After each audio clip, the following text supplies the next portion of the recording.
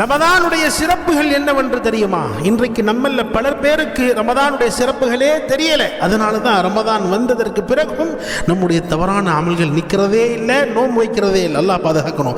இந்த அழகான ஹதீஸை நீங்களும் கேட்டுக்கொள்ளுங்கள், உங்களுடைய நண்பர்களுக்கும் பகிர்ந்து விடுங்கள். ரசூல் ஸல்லல்லாஹு அலைஹி வஸல்லம் அவர்கள் சொல்கிறார்கள், இதா தகல ஷஹ்ரு ரமதான், ரமதானுடைய மாதம் வந்து விட்டால் ஃபுதிஹத் அப்வாபுஸ் ஸமா, வானத்தின் வாசல்கள் திறக்கப்படுகின்றன. வகுல்லிகத் அப்வாபு ஜஹன்னம், நரகத்தினுடைய வாசல்கள் அடைக்கப்படுகின்றன.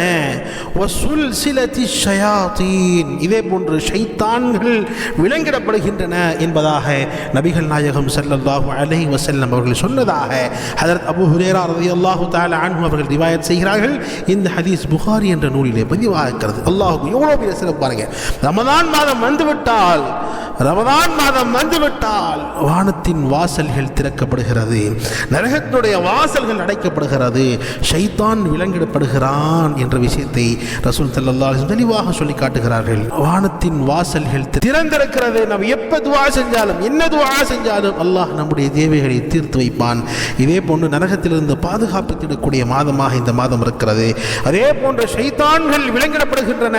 இந்த மாதத்தில் ஷைத்தான்களுடைய தூண்டுதல்கள் இருக்காது. நம்முடைய நஃப்ஸ், நம்முடைய உள்ளம் தான் நம்மை பாவங்களின் பால் கொண்டு செல்லும். எனவே அந்த உள்ளத்தை விட்டு அல்லாஹ்விடத்தில் பாதுகாப்பு தேடி இந்த ரமதானில் அதிகமாக அமல்கள் செய்ய கடமைப்பட்டிருக்கிறோம்.